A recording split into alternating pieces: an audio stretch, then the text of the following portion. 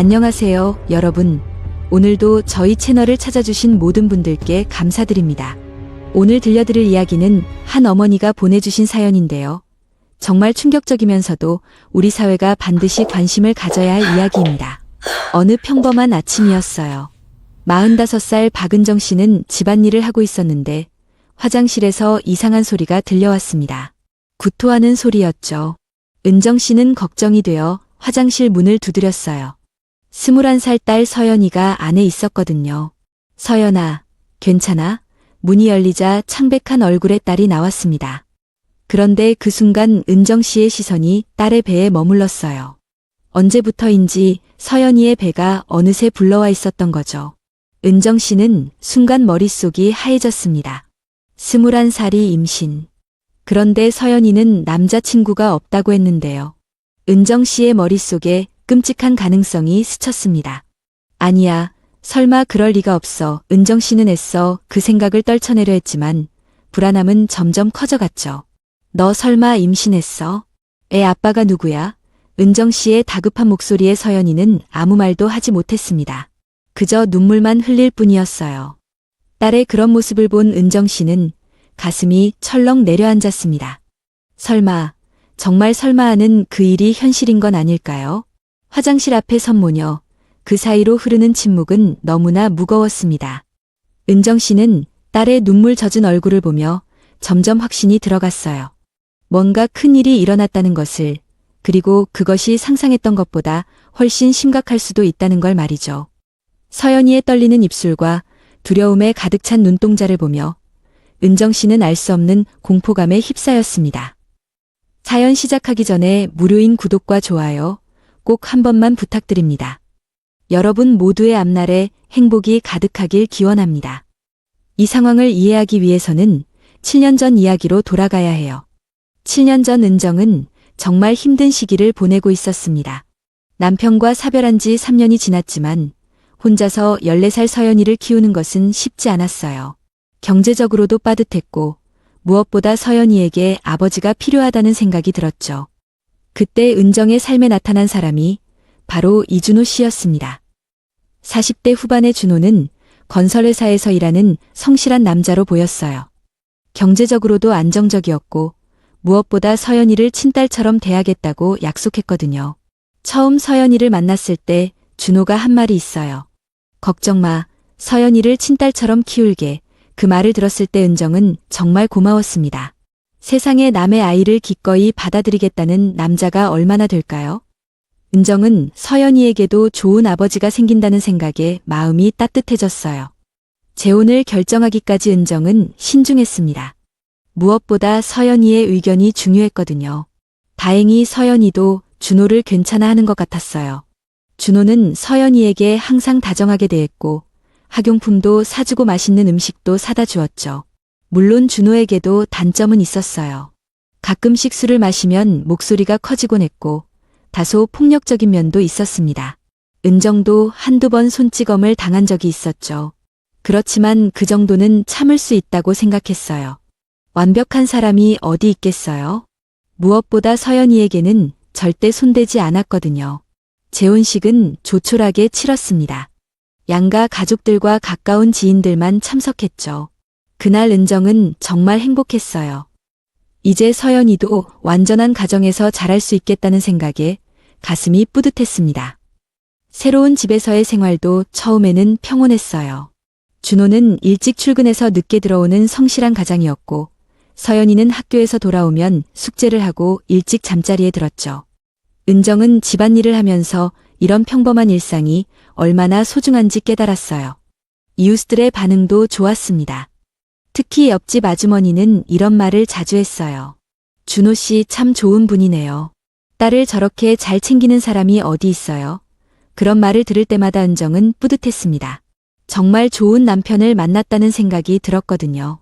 서연이도 준호를 아빠라고 부르기 시작했고 겉으로 보기에는 완벽한 가정이었어요.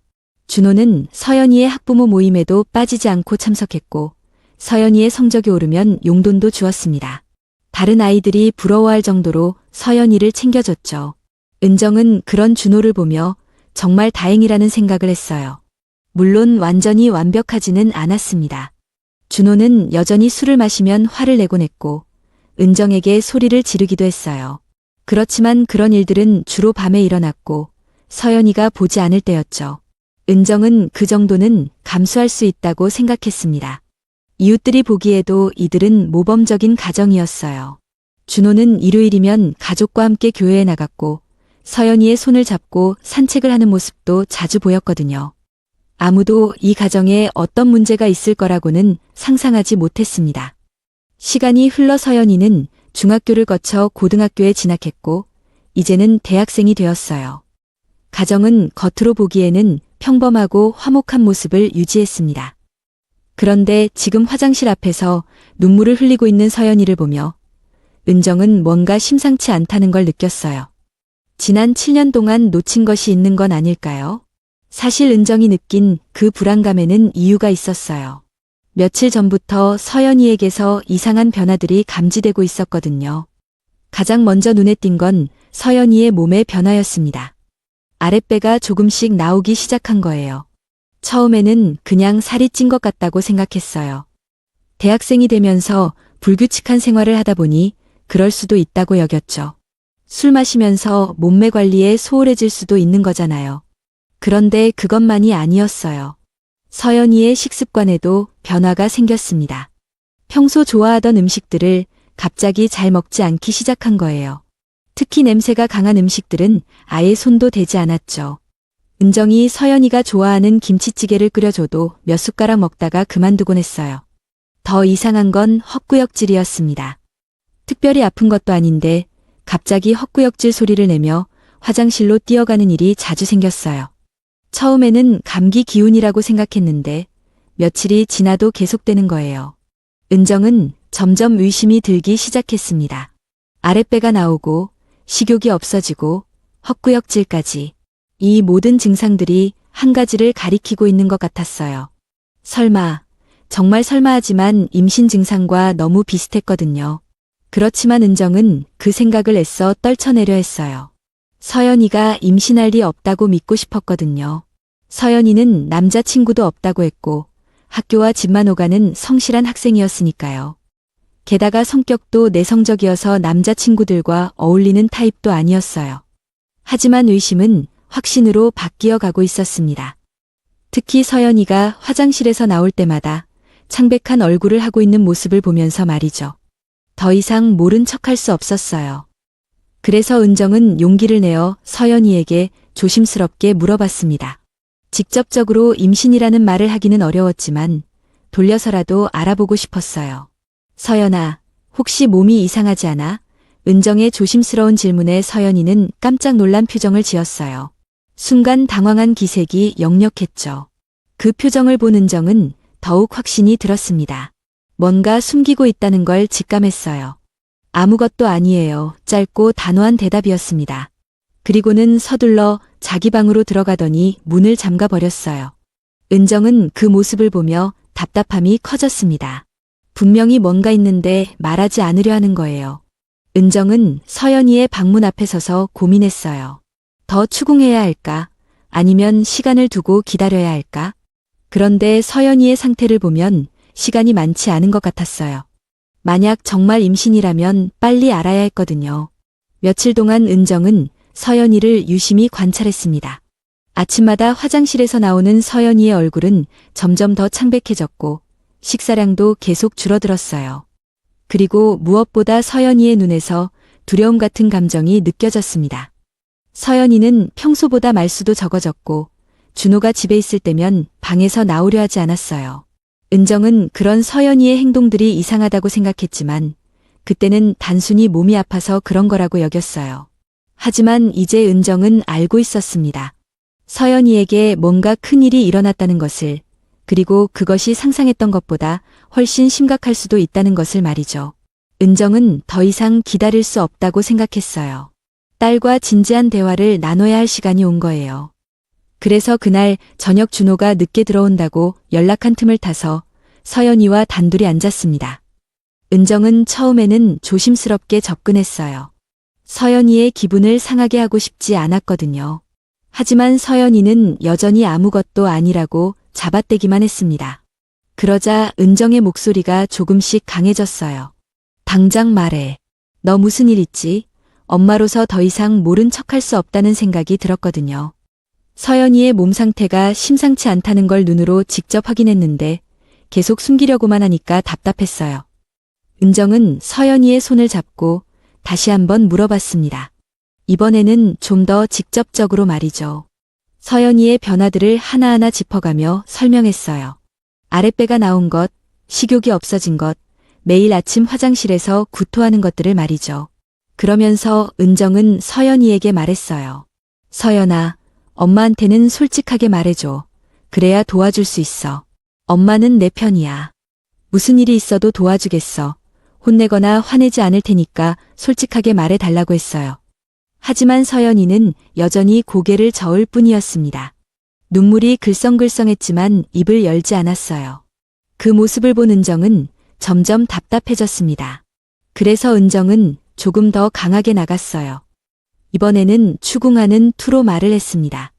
엄마 눈에는 다 보인다고. 지금 상황이 얼마나 심각한지 모르겠어. 만약 정말 임신이라면 빨리 병원에 가야 한다고 했어요. 서연이는 그제서야 울음을 터뜨렸습니다. 하지만 여전히 말하지 않으려 했어요. 은정은 그런 딸을 보며 가슴이 터질 것 같았습니다. 분명히 뭔가 큰일이 있는데 말하지 못하는 이유가 있다는 걸 직감했어요. 은정은 다시 부드럽게 접근했습니다. 서연이의 등을 쓰다듬어주면서 괜찮아. 무슨 일이든 엄마가 해결해주겠어 라고 말했어요. 그러면서 서연이가 두려워하는 게 뭔지 물어봤습니다. 그때 서연이가 떨리는 목소리로 물어봤어요. 정말 화내지 않을 거야? 정말 도와줄 거야? 은정은 당연하다고 대답했습니다. 그리고 다시 한번 약속했어요. 엄마한테 솔직히 말해봐. 뭔가 있는 거지? 은정의 간절한 목소리에 서연이는 한참을 망설였습니다. 그러다가 결국 고개를 끄덕였어요. 그리고는 떨리는 입술로 말하기 시작했습니다. 처음에는 중얼거리듯 작은 목소리였어요. 은정은 귀를 기울여 들어야 했습니다. 서연이는 몇 번이나 말을 멈췄다가 다시 시작했어요. 마치 용기를 내기 위해 애쓰는 것 같았죠. 그러다가 서연이가 갑자기 울음을 터뜨리며 말했습니다. 아빠가 그랬어요. 그 순간 은정의 머릿속이 하얘졌어요. 무슨 말인지 이해하는데 몇 초가 걸렸습니다. 아빠가 그랬다고? 준호가 서연이에게 뭘 했다는 건가요? 은정은 더 자세히 물어봤습니다. 그러자 서연이는 더 큰 소리로 울면서 지금까지 숨겨왔던 모든 것들을 쏟아내기 시작했어요. 재혼한 직후부터 지금까지 계속되어 온 일들을 말이죠. 서연이의 고백을 들으면서 은정은 온몸이 떨렸습니다. 분노와 충격, 그리고 자책감이 한꺼번에 밀려왔어요. 어떻게 이런 일이 자신의 눈앞에서 계속될 수 있었을까요? 은정은 서연이를 꽉 안아주면서 미안하다고 연신 사과했습니다. 엄마가 몰라서 미안해. 이제 괜찮아. 하지만 속으로는 준호에 대한 분노가 치솟고 있었습니다. 그동안 준호가 서연이에게 어떤 짓을 했는지 알게 된 은정은 복잡한 감정에 휩싸였어요. 남편에 대한 분노, 딸에 대한 미안함, 그리고 자신에 대한 자책감까지 말이죠. 서연이의 떨리는 목소리를 통해 들려온 이야기는 정말 충격적이었어요. 모든 것은 재혼한 직후부터 시작되었습니다. 그때 서연이는 겨우 14살이었어요. 중학교 2학년이었죠. 사춘기가 막 시작된 나이였습니다. 아직 세상에 대해 잘 모르는 순진한 아이였어요. 처음에는 정말 사소한 것부터 시작됐다고 해요. 준호가 서연이의 어깨에 손을 올리거나 머리를 쓰다듬어 주는 정도였죠. 새 아빠가 되었으니까 자연스러운 스킨십이라고 생각할 수 있는 수준이었어요. 서연이도 처음에는 아무 생각이 없었습니다. 오히려 새 아빠가 자신을 챙겨주는 것 같아서 좋다고 느꼈어요. 어린 마음에 아빠의 사랑을 받고 있다고 생각했거든요. 친아빠를 잃고 나서 아빠라는 존재가 그리웠던 서연이에게는 반가운 일이었죠. 그런데 시간이 지나면서 준호의 행동이 조금씩 변하기 시작했어요. 어깨를 만지던 손이 점점 아래로 내려가더니 어느 순간부터는 서연이의 그림자를 넘보는 듯한 부적절한 접촉을 하기 시작한 거예요. 처음에는 우연인 줄 알았어요. 그냥 스치는 정도였거든요. 하지만 그런 일들이 반복되면서 서연이는 뭔가 이상하다는 걸 느끼기 시작했습니다. 특히 은정이 집에 없을 때 그런 일들이 더 자주 일어났어요. 서연이가 학교에서 돌아왔는데 은정이 마트에 간 사이, 아니면 은정이 잠깐 이웃집에 간 사이에 말이죠. 준호는 그런 서연이의 당황스러운 표정을 보면서도 아무렇지 않게 말했어요. 아빠가 사랑해서 그런다. 14살 서연이는 그 말을 어떻게 받아들여야 할지 몰랐어요.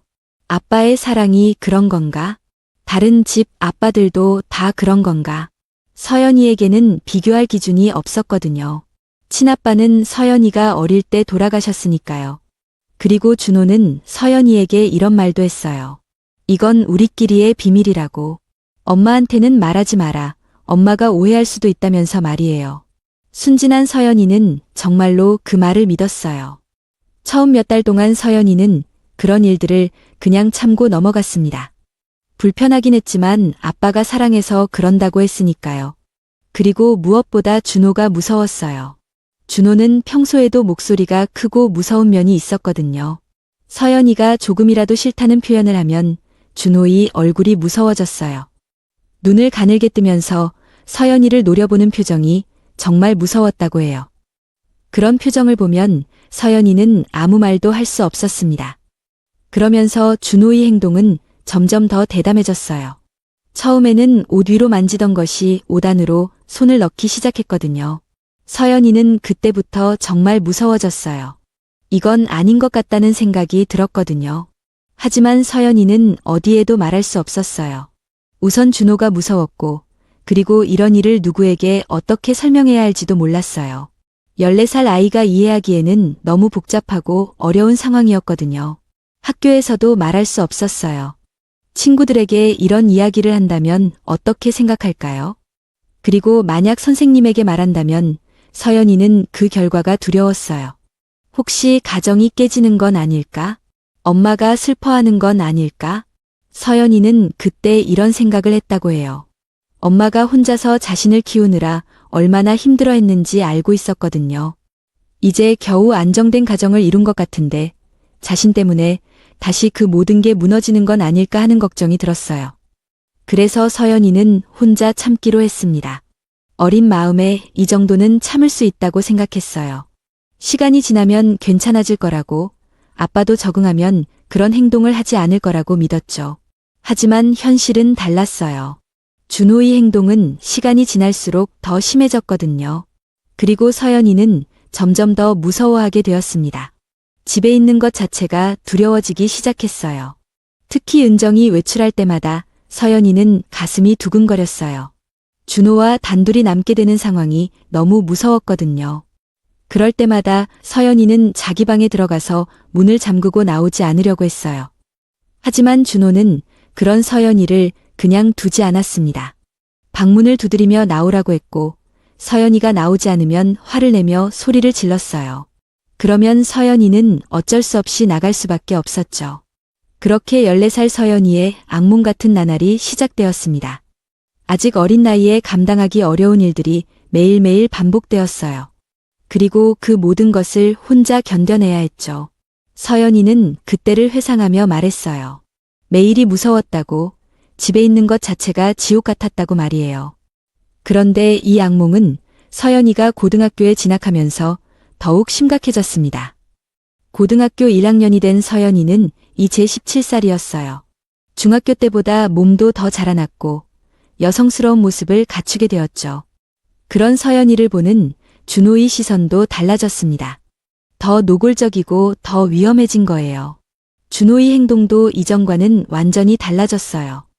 이제는 단순한 접촉을 넘어서 어둠의 경계를 완전히 넘어서는 행동을 하기 시작한 거예요. 서연이는 그 순간을 떠올리며 온몸이 떨렸습니다. 17살 아이가 감당하기에는 너무나 끔찍한 일이었거든요. 처음 그런 일이 일어났을 때 서연이는 정말 충격을 받았어요. 이제까지의 일들과는 차원이 다른 일이었거든요.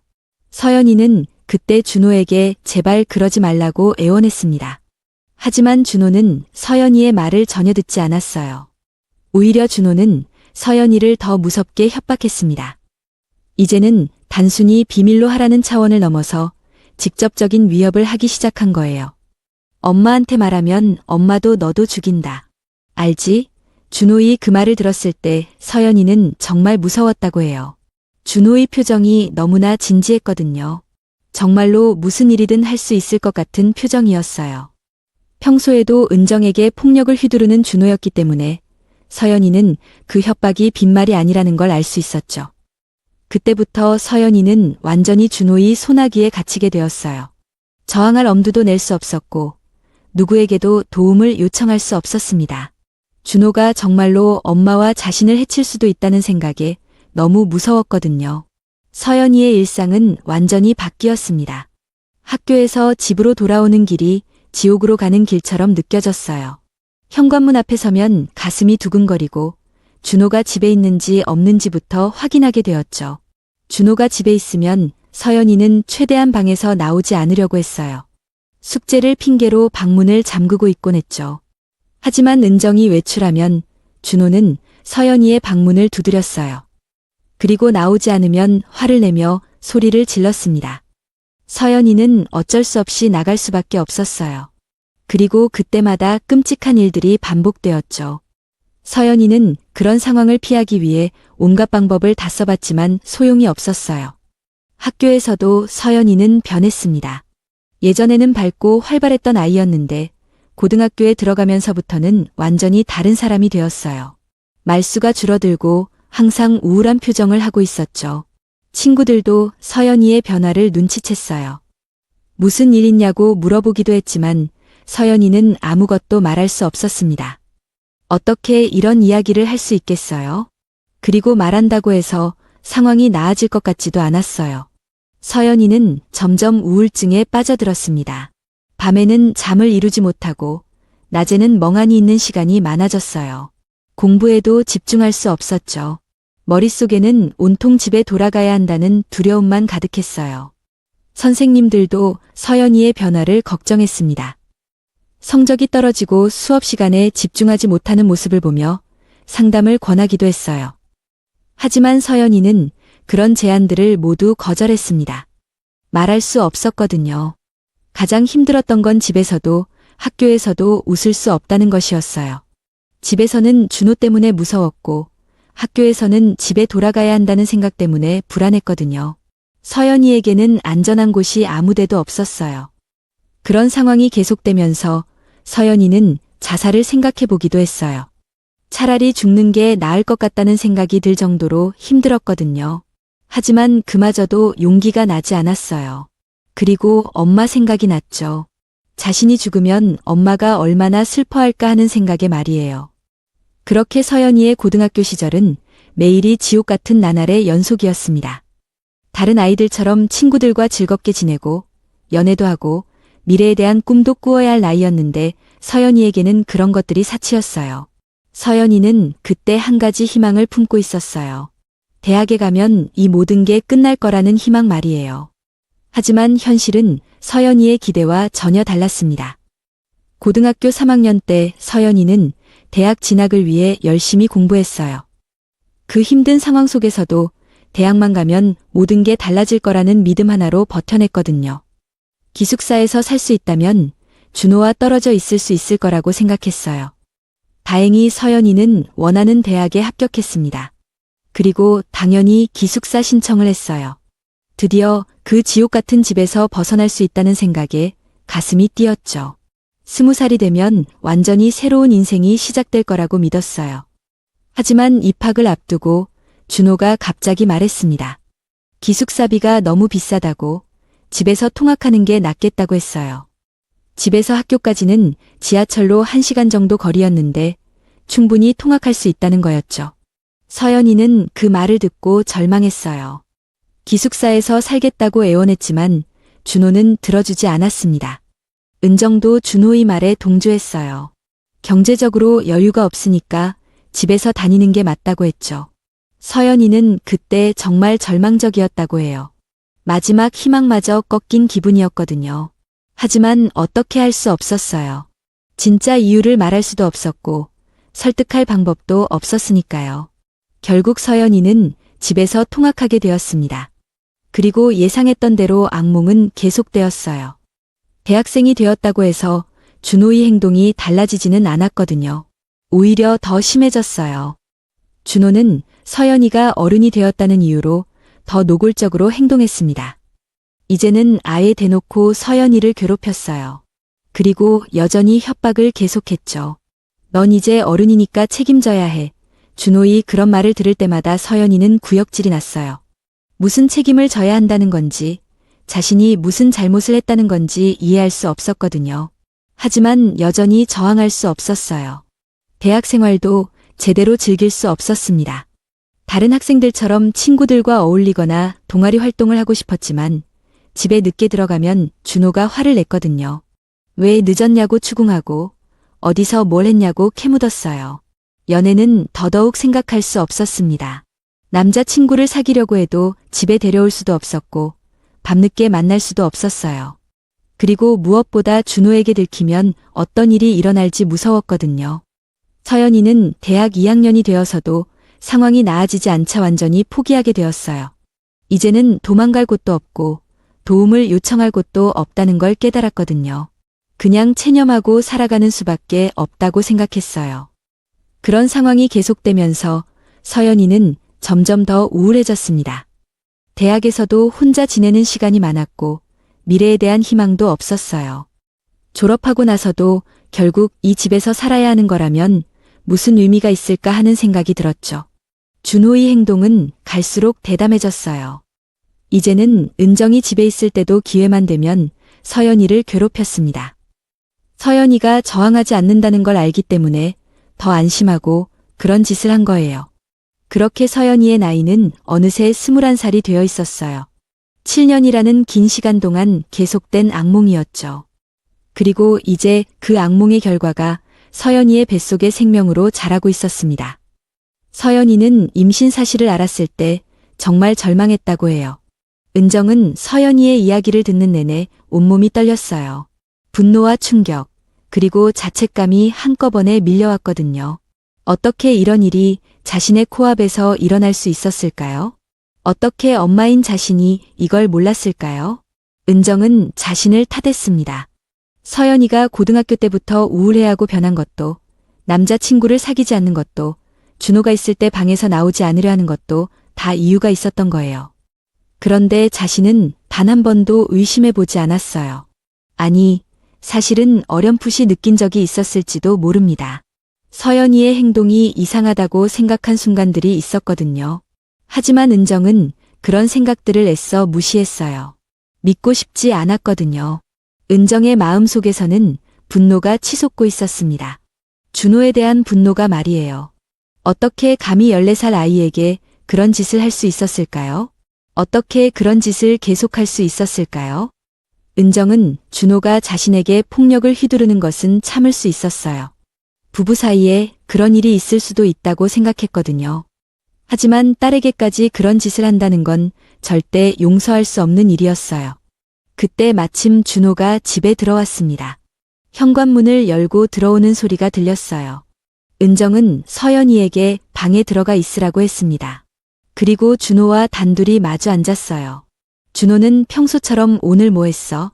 하며 일상적인 대화를 시작했어요.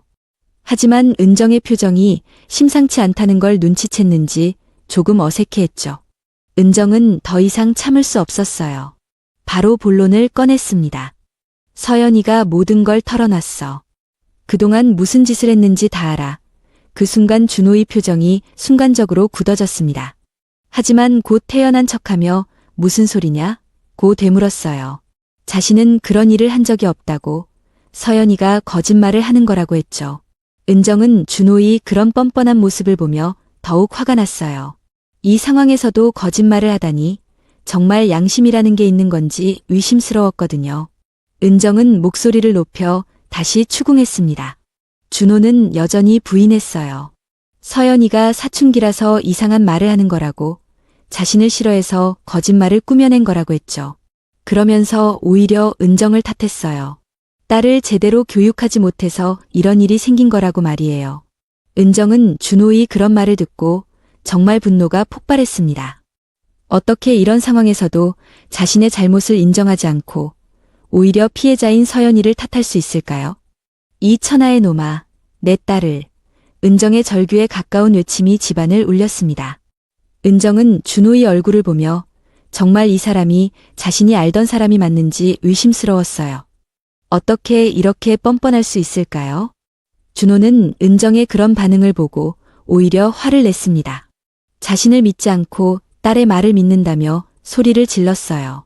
그리고는 은정에게 손을 올렸습니다. 평소에도 은정을 때리곤 했던 준호였지만 이번엔 특히 심했어요. 은정의 뺨을 때리고 어깨를 밀쳤습니다. 그러면서 계속 소리를 질렀어요. 증거나 있어.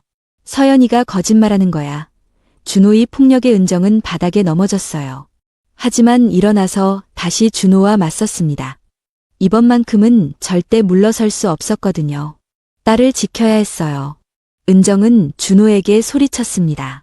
증거가 필요하다면 병원에 가서 검사를 받아보자. DNA 검사도 해보자. 그러면 누가 거짓말을 하는지 분명해질 거라고 말이죠. 그 말을 들은 준호의 얼굴이 순간 하얘졌어요. 하지만 여전히 큰 소리를 치며 자신은 억울하다고 주장했습니다. 그러면서 은정을 더 거칠게 밀쳤어요.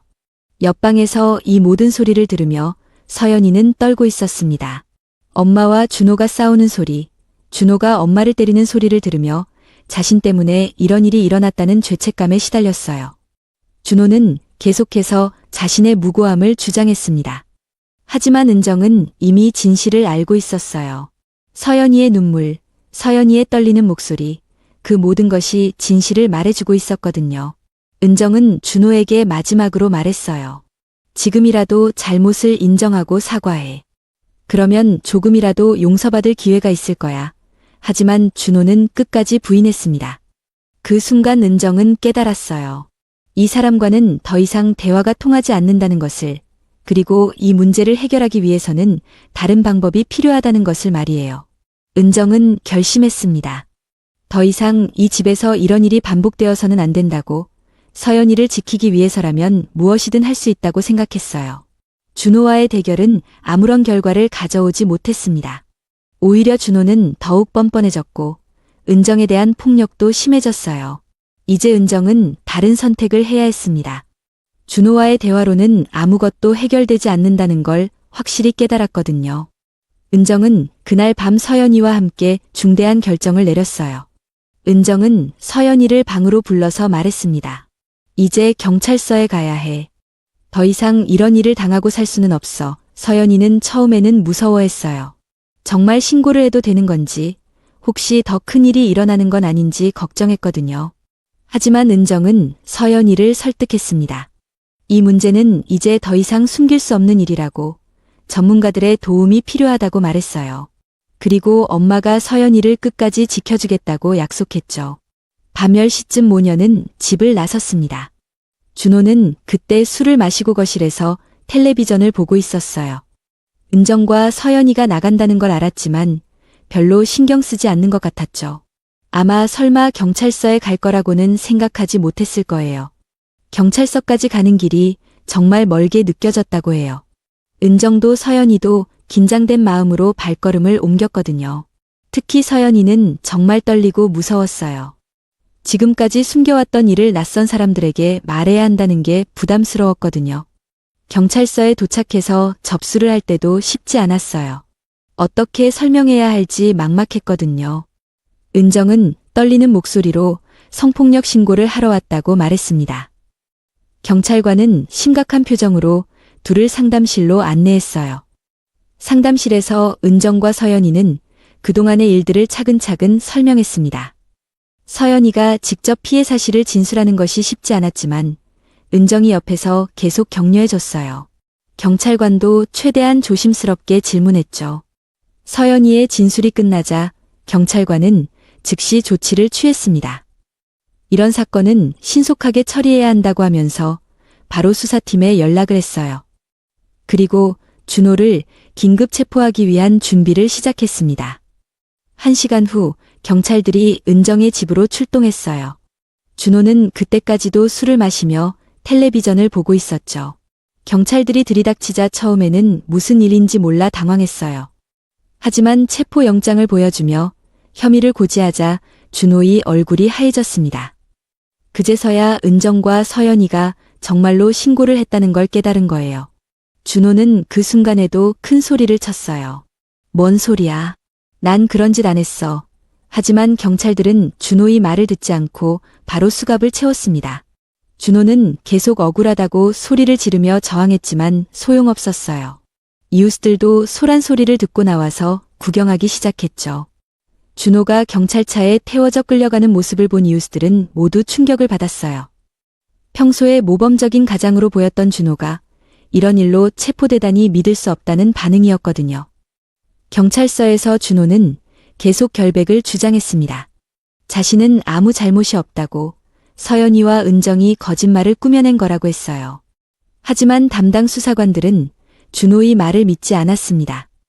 수사관들은 이미 유사한 사건들을 많이 다뤄본 경험이 있었거든요. 가해자들이 보이는 전형적인 반응이라는 걸 알고 있었어요.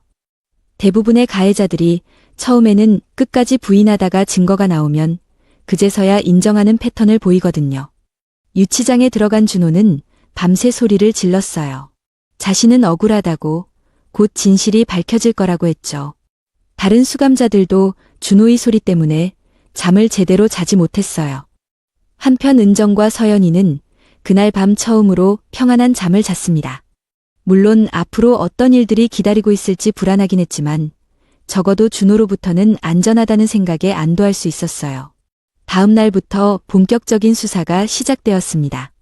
수사관들은 서연이를 대상으로 정식 조사를 시작했고 준호의 휴대폰과 컴퓨터도 압수수색했어요. 그리고 주변 사람들에 대한 참고인 조사도 준비하기 시작했죠. 준호는 여전히 자신의 결백을 주장했지만 수사는 체계적으로 진행되고 있었습니다. 이제 진실을 밝혀줄 결정적인 증거들이 필요한 시점이었어요. 수사가 진행되면서 하나둘씩 충격적인 사실들이 드러나기 시작했습니다. 가장 먼저 나온 결과는 DNA 검사였어요. 서연이 뱃속 아이의 친부가 누구인지 확인하는 검사였죠. 준호는 이 검사 결과가 나오기 전까지 계속 자신의 결백을 주장했어요. 자신은 그런 일을 한 적이 없다고, 검사 결과가 나오면 모든 게 밝혀질 거라고 큰 소리쳤거든요. 하지만 일주일 후 나온 검사 결과는 충격적이었습니다. 서연이 뱃속 아이의 친부가 준호로 확인된 거예요. 99.9%의 확률로 준호가 친부라는 결과였죠. 이 결과를 본 수사관들은 더 이상 의심할 여지가 없다고 판단했어요. 준호는 이 결과를 듣고도 여전히 부인했습니다. 검사에 오류가 있을 거라고, 다시 검사를 해달라고 요구했어요. 하지만 과학적인 증거 앞에서 그의 주장은 설득력이 없었죠. 그런데 더 결정적인 증거가 발견되었어요. 수사관들이 서연이의 휴대폰을 조사하던 중 준호가 보낸 메시지들을 발견한 거예요. 평소에 서연이에게 보낸 협박성 메시지들이 그대로 남아 있었거든요. 메시지 내용은 정말 충격적이었어요. 준호가 서연이에게 보낸 내용들을 보면 어떤 일들이 있었는지 짐작할 수 있었거든요. 오늘 밤에 엄마 외출한다고 했지? 말 잘 들어야 엄마도 너도 안전해 같은 내용들이었어요. 특히 충격적이었던 건 준호가 직접적으로 협박한 메시지들이었습니다. 서연이가 누구에게 말하려고 하면 어떻게 될지 경고하는 내용들이 여러 개 있었어요. 이런 메시지들은 준호의 범행을 입증하는 결정적인 증거가 되었죠. 준호는 이 메시지들에 대해서도 변명을 늘어놓았어요. 그냥 장난으로 보낸 거라고, 다른 뜻으로 해석될 수 있다고 했죠. 하지만 메시지의 내용과 맥락을 보면 명백히 협박의 의도가 드러나 있었어요. 수사팀은 이제 주변 인물들을 조사하기 시작했습니다. 특히 이웃들의 증언을 수집하는 데 집중했어요. 그 집에서 일어났던 일들을 목격한 사람들이 있을 수 있다고 생각했거든요. 조사 결과 여러 이웃들이 충격적인 증언을 했습니다. 옆집에 사는 김 씨 아주머니는 그동안 이상한 소리를 자주 들었다고 증언했어요. 그 집에서 이상한 소리가 자주 들렸어요. 특히 밤에 여자아이 우는 소리가 들렸는데 너무 이상해서 신경이 쓰였거든요. 김 씨 아주머니의 증언은 매우 구체적이었어요. 언제부터 그런 소리가 들렸는지, 어떤 상황에서 더 심했는지까지 자세히 기억하고 있었거든요. 특히 은정이 외출했을 때 그런 일들이 더 자주 일어났다고 했어요. 아래층에 사는 박씨 아저씨도 비슷한 증언을 했습니다. 2층에서 뭔가 다투는 소리나 물건이 떨어지는 소리가 자주 들렸다고 했어요. 그리고 서연이가 울면서 안 돼요, 싫어요 하는 소리를 몇 번 들었다고 증언했죠. 건너편 아파트에 사는 이씨 아주머니는 더 구체적인 내용을 증언했어요. 창문 너머로 준호가 서연이를 이상하게 만지는 모습을 목격한 적이 있다고 했거든요. 그때는 그냥 아버지가 딸을 안아주는 건가 싶었는데 지금 생각해보니 이상했다고 했어요. 이런 증언들이 하나둘씩 쌓이면서 준호의 범행이 더욱 명확해졌습니다. 단순히 피해자의 일방적인 주장이 아니라 여러 사람들이 목격한 사실들이 있었던 거예요. 이런 증언들을 들으면서 수사관들은 이 사건이 우발적인 것이 아니라 오랫동안 계획적으로 이루어진 범행이라는 걸 확신하게 되었어요. 그리고 피해자가 얼마나 오랫동안 고통받아 왔는지도 알 수 있었죠. 한편 준호는 이런 증언들에 대해서도 끝까지 부인했습니다. 이웃들이 오해한 거라고, 자신을 모함하려고 거짓 증언을 하는 거라고 주장했어요. 심지어 변호사를 통해 증인들을 무고로 고발하겠다고 위협하기까지 했죠. 하지만 증거들은 너무나 명확했어요. DNA 검사 결과, 협박 메시지, 그리고 여러 증인들의 일치하는 증언까지. 준호가 아무리 부인해도 진실은 숨길 수 없었습니다. 수사관들은 이제 충분한 증거를 확보했다고 판단했어요.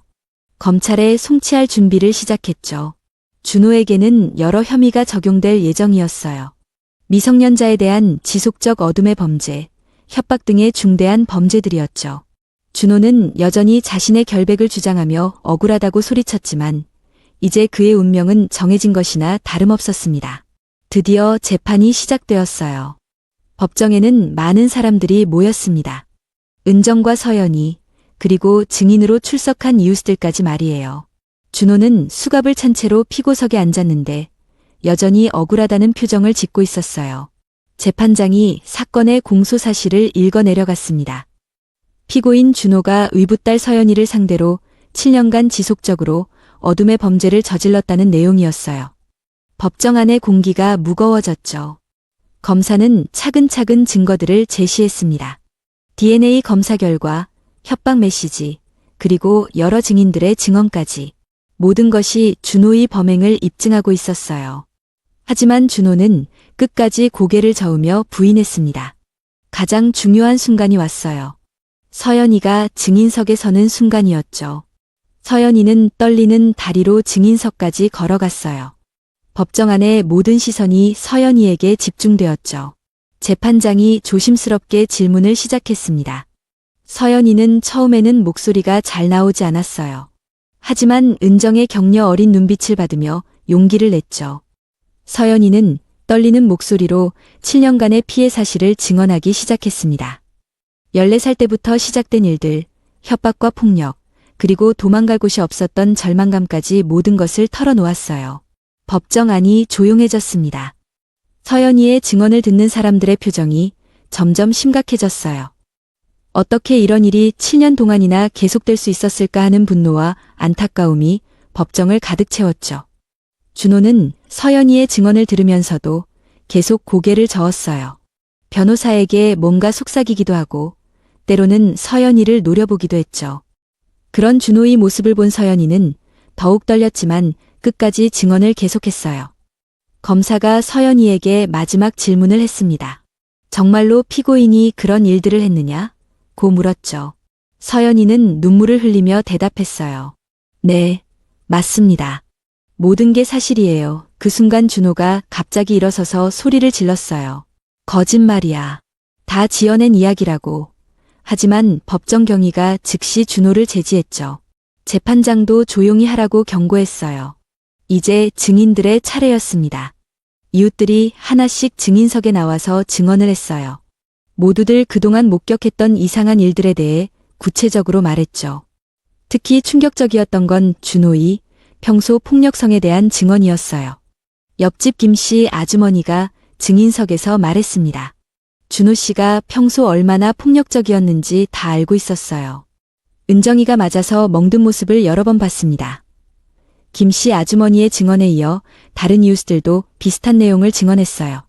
준호가 술을 마시면 집에서 소리를 지르는 일이 잦았다고, 은정의 눈가에 멍이 든 채로 나타난 적이 여러 번 있었다고 했죠. 아래층 박씨 아저씨는 더 구체적으로 증언했습니다. 준호가 은정을 때리는 소리가 자주 들렸다고, 그때마다 서연이가 우는 소리도 함께 들렸다고 했어요. 하지만 가정사에 개입하기 어려워서 신고하지 못했다고 아쉬워했죠. 편의점 사장님도 증언했어요.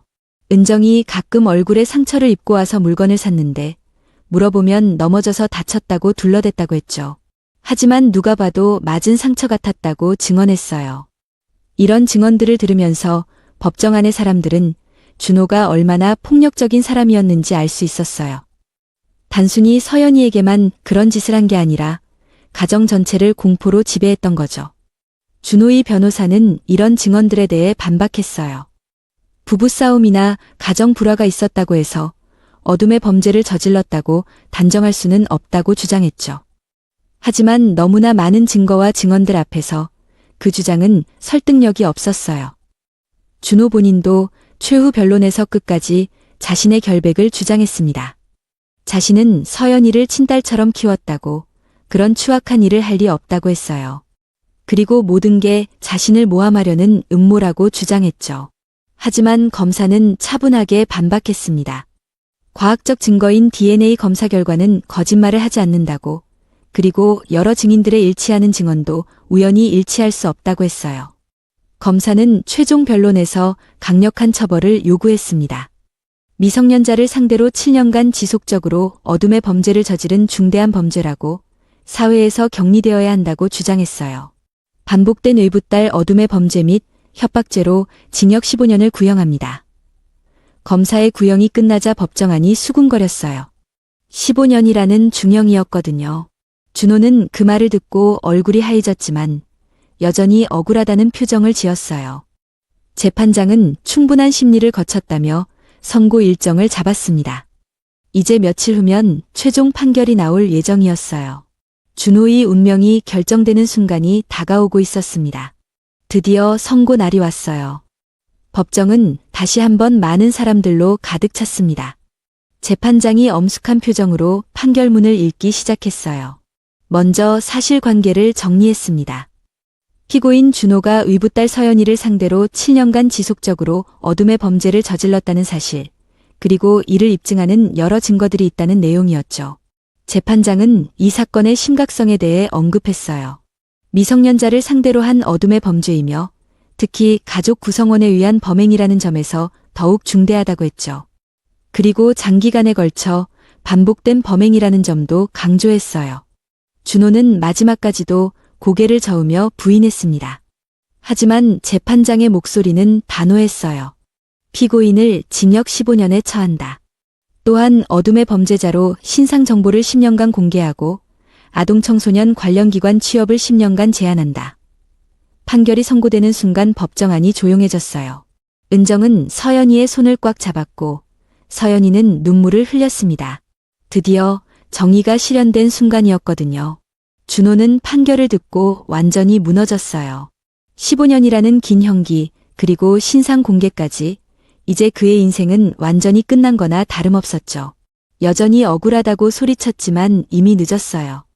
판결 이후 준호는 즉시 교도소로 이송되었습니다. 법정을 나서는 준호의 모습은 완전히 초라했어요. 한때 가정의 가장 노릇을 했던 그의 모습은 온데간데 없었죠. 은정과 서연이는 법정을 나서며 서로를 꽉 안았어요. 긴 악몽이 드디어 끝난 거예요. 앞으로 해야 할 일들이 많이 남아 있었지만 적어도 준호로부터는 완전히 자유로워진 거였죠. 판결 이후 은정과 서연이는 새로운 삶을 준비하기 시작했어요. 우선 그 집에서는 더 이상 살 수 없었거든요. 너무 많은 아픈 기억들이 서려 있는 곳이었으니까요. 은정은 새 집을 구하기 시작했어요. 준호와의 추억이 전혀 없는 곳, 서연이가 새로 시작할 수 있는 곳을 찾았죠. 다행히 피해자 지원 제도를 통해 도움을 받을 수 있었어요. 한 달 후 모녀는 새 아파트로 이사했습니다. 작지만 깔끔한 투룸이었어요. 서연이는 새 집에서 처음으로 편안한 잠을 잤다고 했어요. 더 이상 문을 잠그고 떨며 잠들 필요가 없었거든요. 서연이는 전문 상담사와 심리치료를 받기 시작했어요. 7년 동안 쌓인 트라우마를 치료하는 건 쉽지 않았지만 천천히 회복해 나가고 있었죠. 처음에는 말하는 것조차 힘들어했지만 시간이 지나면서 조금씩 마음을 열었어요. 가장 힘든 결정 중 하나는 아이에 대한 것이었어요. 서연이는 오랜 고민 끝에 아이를 포기하기로 결정했습니다. 그 아이를 키운다는 것은 평생 그 끔찍한 기억을 안고 살아가는 것과 같았거든요. 수술 당일 서연이는 많이 울었어요. 아이에게는 잘못이 없다는 걸 알고 있었지만 어쩔 수 없는 선택이었죠. 은정도 딸의 결정을 지지해줬어요. 서연이의 미래가 더 중요했거든요. 서연이는 한동안 우울해했어요. 몸도 마음도 많이 힘들었거든요. 하지만 상담을 받으면서 점점 자신을 돌아보기 시작했어요. 자신은 피해자였을 뿐이고 잘못한 게 없다는 걸 받아들이기 시작했죠. 은정도 상담을 받았어요. 엄마로서 딸을 지켜주지 못했다는 죄책감 때문에 많이 힘들어했거든요. 하지만 전문가의 도움을 받으며 자신도 피해자였다는 걸 깨닫게 되었어요. 치료를 받으면서 서연이는 조금씩 변화하기 시작했어요. 표정이 밝아지고 가끔씩 웃기도 했죠. 은정은 그런 딸의 모습을 보며 정말 다행이라고 생각했어요. 6개월 후 서연이는 대학에 복학했습니다. 처음에는 사람들과 어울리는 게 어려웠지만 조금씩 친구들과도 대화하기 시작했어요. 전공 공부에도 집중할 수 있게 되었죠. 그리고 1년 후 은정과 서연이는 특별한 결정을 내렸어요. 어둠의 피해자 상담 활동을 시작하기로 한 거예요. 자신들과 같은 피해를 당한 사람들을 도와주고 싶었거든요. 처음에는 자신들의 이야기를 하는 것조차 힘들었어요. 하지만 점점 익숙해지면서 많은 피해자들에게 희망을 줄 수 있었죠. 서연이는 상담 활동을 하면서 진정한 치유를 경험했어요. 은정은 서연이가 다시 웃는 모습을 보며 정말 뿌듯했습니다. 그 어려운 시간들을 견뎌내고 이제는 다른 사람들을 도울 수 있는 사람이 되었으니까요. 서연이도 새로운 꿈을 갖기 시작했어요. 상담사가 되어서 더 많은 피해자들을 도와주고 싶다는 꿈이에요. 그 끔찍했던 경험이 이제는 다른 사람들을 구원하는 힘이 되고 있었습니다. 그로부터 3년이 지났습니다. 이제 24살이 된 서연이는 상담심리학과를 졸업하고 피해자 지원센터에서 일하고 있어요. 자신과 같은 아픔을 겪은 사람들을 돕는 일이 천직이라고 말하죠.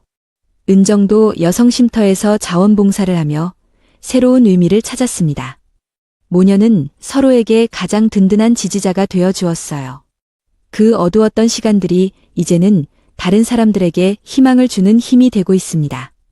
서연이는 최근 좋은 사람을 만나 연애도 시작했다고 해요. 처음에는 남자를 믿는 게 어려웠지만 치료와 시간이 모든 걸 회복시켜줬죠. 은정은 그런 딸을 보며 정말 자랑스럽다고 했어요. 준호는 여전히 교도소에서 복역 중입니다. 출소까지는 아직 10년이 더 남았죠. 여러분, 어떤 상황에서도 포기하지 마세요. 용기를 내어 도움을 요청한다면 반드시 길이 열립니다. 오늘 사연을 들려주신 은정씨 모녀에게 다시 한번 감사드리며 모든 분들의 일상에 평안이 함께하기를 바랍니다. 오늘 이야기는 여기까지입니다. 오늘 이야기 어떠셨나요? 사연자분께 따뜻한 격려의 댓글 남겨주시면 큰 힘이 될 거예요. 구독과 좋아요 눌러주시면 새로운 이야기로 보답하겠습니다. 오늘도 함께 해주셔서 진심으로 감사드립니다.